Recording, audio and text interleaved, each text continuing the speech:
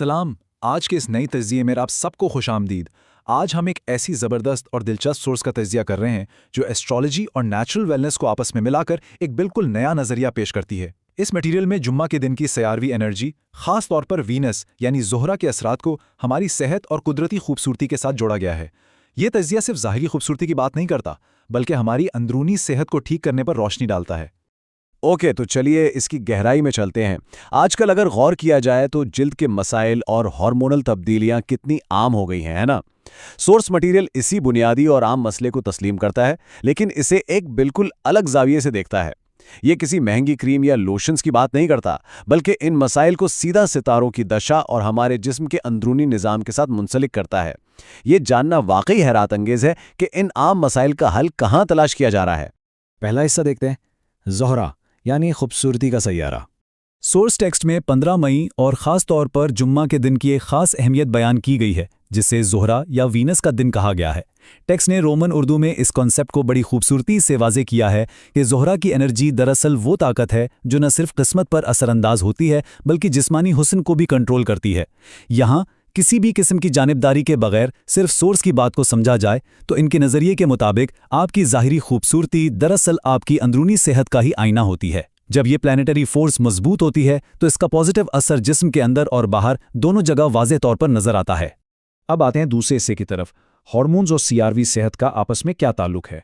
और ये चार्ट इस चीज को बेहतरीन तरीके से वाज़े करता है। जैसा कि यहां बताया गया है, एस्ट्रोलॉजी को मेडिकल हेल्थ से जोड़ते हुए सोर्स ने मखसूस हेल्थ अलर्ट्स दिए हैं। मसलन थायराइड और हार्मोनल इम्बैलेंस के खतरे को कम करने के लिए स्ट्रेस से बचना लाजमी करार दिया गया है।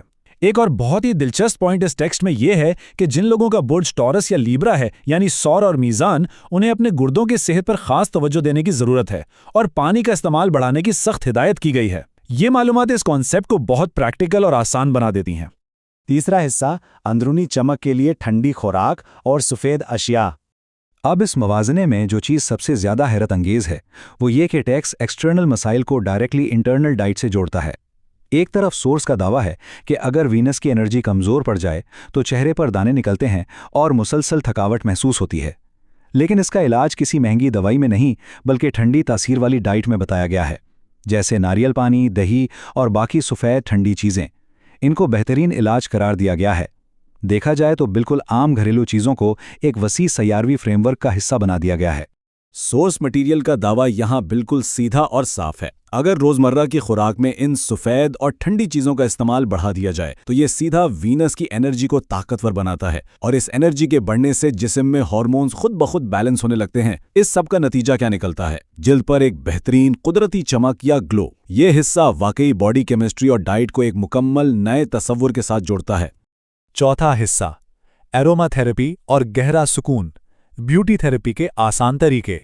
चलिए देखते हैं कि ये सब आपस में कैसे जुड़ता है। खुराक के बाद सोर्स मटेरियल दिन के इख्तिताम और इवनिंग रिचुअल्स की तरफ ले जाता है। एक मुकम्मल पुरसुकून हालत तक पहुंचने के लिए उन्होंने 3 स्टेप्स लाजमी बताए हैं, जिन्हें हम ब्यूटी थेरेपी कह सकते हैं। स्टेप 1, कोई हल्की खुशबू या एरोमा थेरेपी का इस्तेमाल करना। स्टेप 2, इस बात को यकीनी बनाना कि नींद गहरी और पुरसुकून हो। और स्टेप 3, जो कि इनके मुताबिक सबसे अहम है, सोने से ठीक पहले सिर्फ 5 मिनट की मेडिटेशन। सिर्फ 5 मिनट, लेकिन टेक्स्टा इस मेडिटेशन को इस पूरे रिचुअल की जान मानता है।